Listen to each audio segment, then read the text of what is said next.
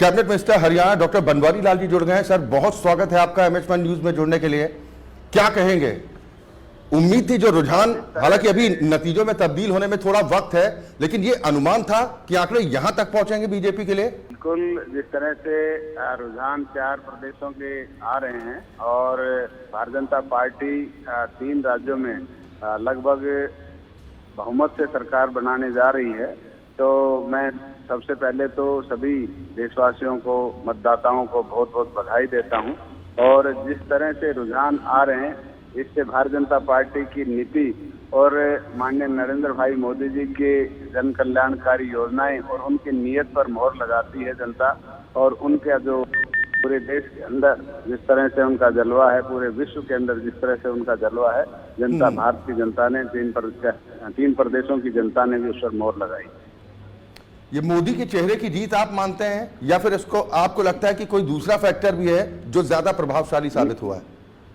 देखो, मैं इसको नरेंद्र भाई मोदी जी की जो जन कल्याणकारी नीतियां हैं, जो जन जन तक, जो अंत्योदय के जो सिद्धांत पर, जो गरीब से गरीब आदमी उस तक हमारी योजनाएं का लाभ मिले, इसी का जो नतीजा है वो आज गरीब से गरीब आदमी भारतीय जनता पार्टी के पक्ष में मतदान किया है और इसी का ही नतीजा है।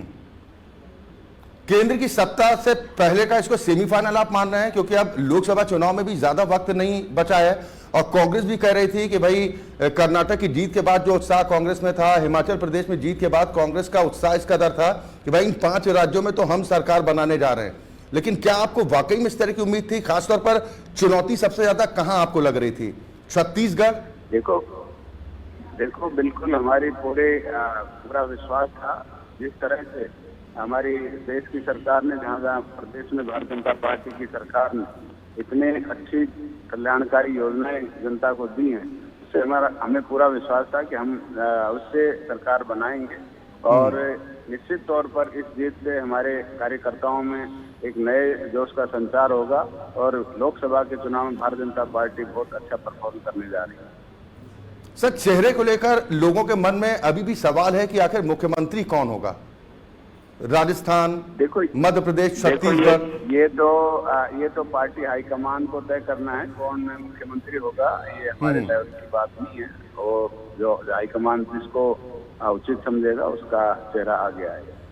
खासतौर पर जिन 3 स्टेट्स की हम बात कर रहे हैं, मध्य प्रदेश, छत्तीसगढ़, राजस्थान की, आपके हिसाब से सबसे ज्यादा चुनौती बीजेपी के लिए कहां लग रही थी? हालांकि आप लोग, ये अच्छी बात है कि आप स्वीकार करते हैं कि भाई चुनौती तो हर चुनाव होता है, लेकिन सबसे ज्यादा कहां पर लग रहा था कि यहां पर थोड़ी मेहनत ज्यादा करनी होगी?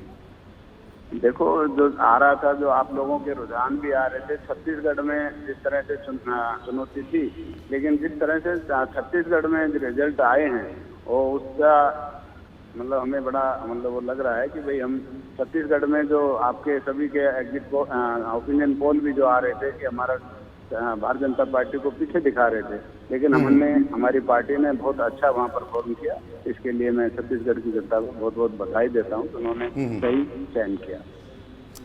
राजस्थान में तो अशोक गहलोत साहब तो पूरी तैयारी में थे। उन्हें तो ये था कि बस नतीजे आएंगे, उसके बाद तो शपथ ग्रहण समारोह और मुख्यमंत्री तो मैं ही बनूंगा।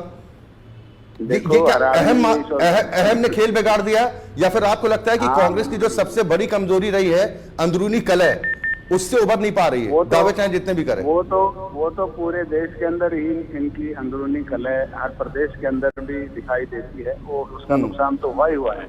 लेकिन जिस तरह से मैंने अभी कहा कि हमारी जो भारतीय जनता पार्टी का काम करने का तरीका है, उनकी जन कल्याणकारी योजनाएं, उनका लाभ जो जनता को मिला, उसका असर भी पूरा दिखाई दे। जी सर, अगर यही जो रुझान नतीजों में तब्दील होते हैं, यानी कि पूर्ण बहुमत की सरकार भारतीय जनता पार्टी की बनती है, तो आपको लगता है कि शपथ ग्रहण समारोह से पहले मुख्यमंत्री कोई भी बने, लेकिन उससे पहले अब राजस्थान कांग्रेस में घमासान शुरू हो जाएगा? खासतौर पर जो असली टकराव था वो अब सामने आ जाएगा सचिन पायलट और गहलोत साहब के बीच में? हाँ बिल्कुल, ये तो जब इस तरह के नतीजे आए हैं तो निश्चित तौर पर उनके आंतरिक कलह है, जो आपसी जो मनमुटाव है, उसी का नतीजा है और अब खुल के आएगा। सर, मध्य प्रदेश को लेकर, क्योंकि वहां पर कांटे का मुकाबला, वहां पर हिंदू वर्सेस हिंदू की राजनीति ज्यादा देखने को मिल रही थी और खासतौर पर कमलनाथ साहब की तरफ से ये तमाम प्रयास किए गए ये जताने के कि भाई बीजेपी से बड़े हिंदू तो हम हैं, लेकिन हम दावा नहीं करते हैं, हमारी कमी बस इतनी है।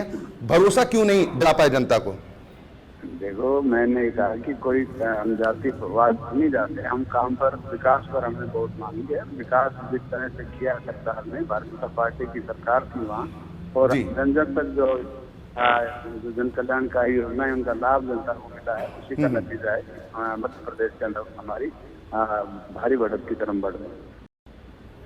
सर बिल्कुल सर, बने रहिए, हम लगातार चर्चा करेंगे क्योंकि आज तो वाकई में बीजेपी के लिए उत्साह का दिन तो है। खासतौर पर इन 3 राज्यों की अगर बात की जाए तो जिस तरह के रुझान है, हालांकि ये रुझान अब धीरे धीरे नतीजों में तब्दील हो रहे हैं, लेकिन क्या यही पिक्चर अंत तक देखने को मिलेगी? रुझान वाली तस्वीर नतीजों में देखने को मिलेगी? पल पल की अपडेट हम अपने दर्शकों तक पहुंचा रहे हैं।